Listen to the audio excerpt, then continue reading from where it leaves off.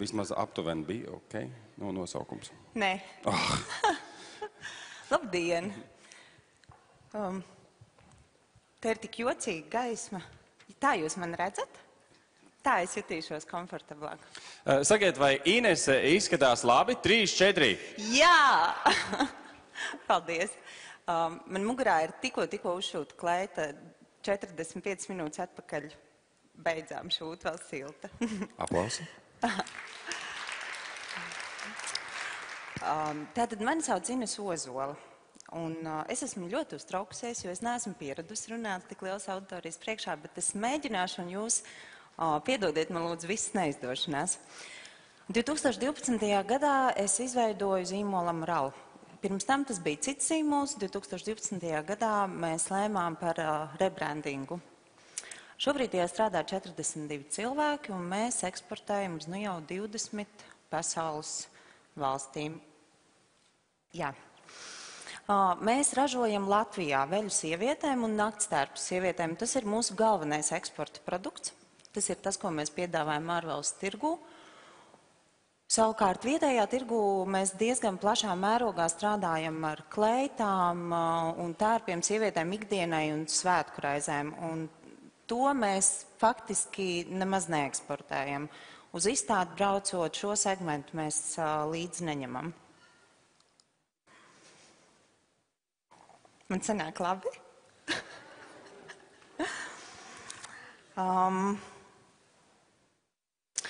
Kad es domāju, kas īsti ir tas produkts, ko mēs pārdodam, jo, protams, lai mēs kaut ko biznesā sasniegtu, galvenā lieta ir produkts.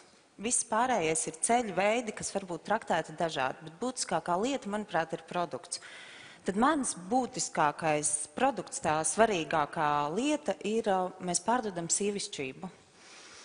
Mēs pārdodam ticību sievišķības spēkam, ticību sievietēm. Mēs pārdodam to, kāda sieviete bija kādreiz, kad bija sieviete ar lielo burtu un bija kungi bruņinieki. Tas ir tas, ko mēs iesēļojam. Un Amral ir stāsts par sievišķību. Šī fotogrāfija, ko jūs redzat, ir jaunā reklāmas kampaņa. Tikko ir izlīmēta mūsu jaunajā Brīvības ielas veikalā. Un katru reizi, kad mums ir jaunās fotogrāfijas, man liekas, šis ir labākais, ko mēs esam izdarījuši. Arī šī, man liekas, vislabākā.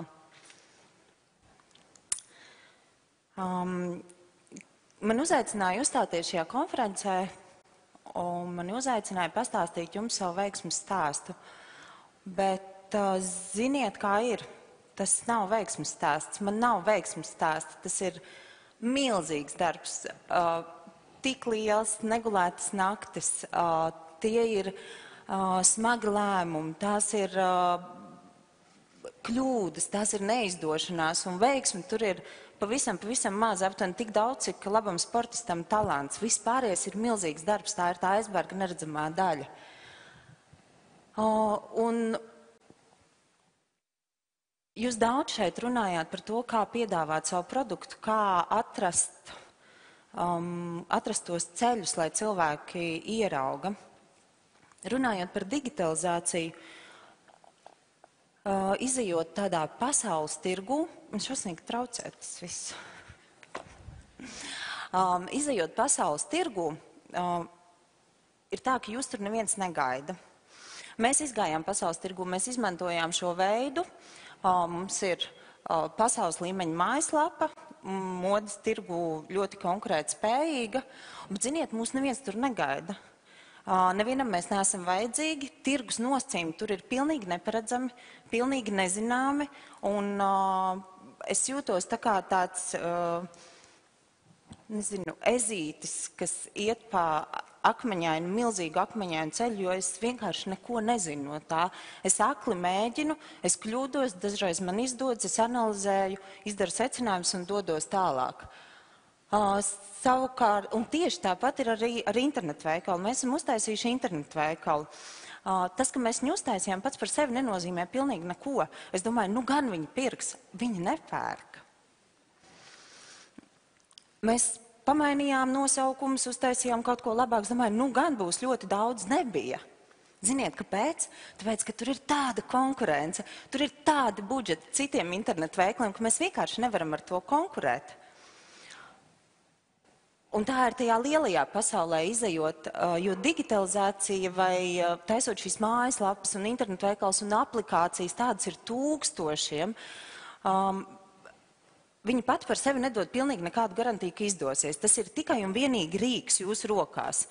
Jautājums, ko ar to darba rīku jūs izdarat? Un mūsu gadījumā sociālie tīkli nospēlē lielu lomu. Viņi nospēlē milzīgu lomu vietējā tirgū. Šobrīd mums ir gandrīz 31 000 sekotāju, un diezgan droši es varu apgalvot, ka vietējā tirgū tas bija ļoti labs mēdījis, tas bija ātrs veids, kā komunicēt ar mūsu klientiem. Ja mēs rūpīgi analizējam to, kā viņi uzvedās, ko viņi saka, kā viņi respondē uz mūsu aktivitātēm, tad diezgan īsā laikā mēs saprotam, kā vajadzētu rīkoties un kura rīcība būs veiksmīga. Savukārt pasaules tirgū sociālie tīkli nespēlē tik milzīgu lomu, jo sociālos tīklos pārsvarā mēs komunicējam latviešu valodā, jo mēs saprotam, ka Latvijas tirgus mums ir diezgan būtisks. Savukārt pasaules tirgū sociālie tīkli mums nospēlēja lomu ar fotogrāfijām. Es tā domāju. Jo kāpēc es tā domāju? Jo mums, nemaksājot nevienu centu, ir vesela virkne ar starptautiski atzīto presi, kas ir par mums rakstījusi. Un es domāju, ka tas, kāpēc viņi tā ir darījuši, ir tikai vienīgi sociālajie mediji, kur mēs esam pietiekami aktīvi. Un, protams, arī interneta mājaslapa un internetu veikals, jo iedomājieties, kāds, kas par manu zīmolu neko nezin, viņš atver internetu, uzraksta amoral.com, Valdi, amoral.com, uzraksta amoral.com, viņš paskatās mājaslapu, viņš paskatās internetu veikalu, viņš izskrien cauri Twitterim vai Instagramam, un viņš saprot, jā, šis zīmols domā tā par pasauli. Jo īstenībā tas, ko mēs pārdodam, protams, nav tā apakšveļa vai tā kleita. Mēs pārdodam filozofiju, dzīvesveidu, sievišķību, visu kaut ko tādu netveram. Es domāju, ka šodien cilvēki negrib pirkt vienkārši kleitu. Es domāju, ka šodien viņi grib pirkt sajūtu. Sajūta ir tā, ko viņi nopērk, par ko viņi ir gatavi maksāt. Šis arī ir diezgan ietekmīgs žurnāls, kur mūsu tērps ir uz vāka, un mēs lepojamies ar to panākumu. Arī šis. Un, protams, šis. Šeit ir apkopots tas, ko pasaules vadošajos modes žurnālos kāds ir teicis, nevis kāds, bet slavenas personas, ir teikušas par mūsu zīmolu. Mēs iztulkojām, jo es esmu milzīga patriote. Un to visu analizējot un strādājot šos dažus gadus modes pasaulē, es saprotu, ka patiesībā nemaz nav svarīgi, ko viņi saka par mums. Patiesībā nevajag nemaz lasīt, ko viņi saka par jūsu zīmolu. Vissvarīgākais ir, lai viņi par jums runā. Nav svarīgi, ko par jums runā. Galvenais, lai par jums runā vispār. Un man nemaz nav bēdīgi, ka Valdis nemāk pateikt nosaukumu. Man ir svarīgi, lai viņš zinātu, uz kurieni atnāk, kad viņš grib savai mīļotajai sievai nopirkt kaut ko skaistu. Āmen. Āmen. Nu, lūk, tie ir tie darba rīki, tas ir tas veids, un tā ir tā pesimistiskais redzējums, kā iziet pasaules tirgu vai vietējā vienalga, kā sev piedāvāt. Bet man šķiet, ka mēs varam uztaisīt vienalga kādu mājaslapu, mēs varam jebko rakstīt Twitterī, mēs varam taisīt izcilas bildes, bet ja mums nebūs satriecošs produkts, tad tas viss ir diezgan ātrā laikā lemts neveiksmē. Un ir, manuprāt, 3 būtiskākās lietas, par ko ir jāpadomā strādājot ar savu produktu. Pirmā lieta ir augsta kvalitāte. Tā augstā kvalitāte mums ir ļoti laba. Mēs tikko bijām Parīzē izstādē. Dabūjām dzirdēt daudz komplimentus. Mums ir pašiem sava ražotne, un mums ir 3-pakāpju kontrolas sistēma. Un viena no būtiskākajām lietām, pat ja klientam ir kāda sūdzība par kvalitāti, tad mēs zem noliecam galvu un sakam, protams, tā ir mūsu vaina, un mēs aizvietojam, mēs dzīvojam pēc principa, ka klientam vienmēr ir taisnība. Bet tādu gadījumu ir ļoti maz. Otrā lieta ir jābūt unikālam dizainam. Es teiktu tā, jūs sasniedzat izcilību, ja jūsu produktu, vai šajā gadījumā manu produktu, var atpazīt no tāluma, neredzot zīmolu uzrakstu. Ir saprotams tas rokraksts, ir saprotams, jā, šis ir tas. Un trešā būtiskākā lieta ir pirmšķirīgs servis. Un tas servis sastāv no vairākām detaļām. Vieglākais ir to iesaņot kārbā un pārsiet ar skaistu lēntu, ielikt zīdpapīrā. Jūs zinat, mēs iesmaržinam kārbiņas. Tās kārbiņas dāmas glabā vēl ilgi savos skapjos. Ļoti viegli ir pakarināt visus izstrādājumus uz glītiem vienādiem pakaramajiem. Mazliet grūtāk ir izcili apkalpot, vienmēr izcili apkalpot. Vēl grūtāk ir noturēt to sajūtu arī tajās neredzamajās daļās. Piemēram, veids, kā mēs runājam savā starpā kolektīvā, manuprāt, ir ļoti svarīgi. Man ir jāiztur tā zīmola koncepts no paša sākuma līdz pašām beigām, un tad tas strādā, tāpēc, ka tad tas ir pa īstam. Un taisnības labad jāsaka pie mums cilvēki, kas strādā mūsu kolektīvā, viņi lielākoties visi ir līdzīgi domājoši. Un ja nav, tad viņi mazliet pamaina domas un kļūst līdzīgi domājoši. Un tā būtiskākā lieta, runājot par šīm 3 sastāvdaļām, tātad, kas ir unikāls dizains, kas ir augsta kvalitāte un pirmšķirīgs servis, tā svarīgākā lieta, kas ir tas neredzamais, ko jūs ieliekat kastītē pircējam. Tā neredzamā daļa, kas padara jūs atšķirīgu no pārējiem. Jo apakšveļu ražo ļoti daudzi. Kleitas ražo vēl vairāk uzņēmumu. Kas ir tāds, kāpēc cilvēki nolem nākt pirkt šeit? Kāpēc viņi nolem izvēlēties šo zīmolu? Kāpēc kāds nolem atvērt tieši Amuralu veikalu? Šeit es domāju frančīzes partners. Un tā neredzamā lieta ir jūsu filozofija, kura ir tādās niansēs. Es iepakoju tur iekšā tajā kārbā sievišķību, es iepakoju iekšā lielu daļu mīlestības, es iepakoju iekšā taureņa spārnu vēzienu, kas pēc tam izkustina kalnus, un visu, ko tādu netveram, ko pat viņu grūti ir formulēt, bet tiem, kas ir bijuši pie mums, pārsvarā viņi kļūst par lojāliem klientiem, un viņi to jūt. Un tā ir tā atgriezieniskā saite, ko mēs saņemam. Starp citu, mēs gandrīz katru dienu saņemam ēpastu ar kādiem atzinīgiem vārdiem par to, kāds bija brīnišķīgs vakars vai kā izdevās ballīte. Tāpēc, ka bija skaista kleita. Un tātad, rezumējot, es uzskatu, ka visbūtiskākais ir produkts. Vēl būtiskāk ne tikai produkts, bet tā neredzamā daļa, kas ir produkta neredzamā daļa, ko jūs iesaiņojat līdzi, kas ir tā pievienotā vērtība.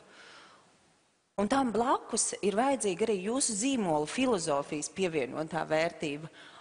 Zīmolam ir jāatspoguļo, manuprāt, ir jāatspoguļo tā zīmola veidotāja pasaules uztvere. Un kas ir tā neredzamā daļa, ko jūs pieliekat pasaules uztverei?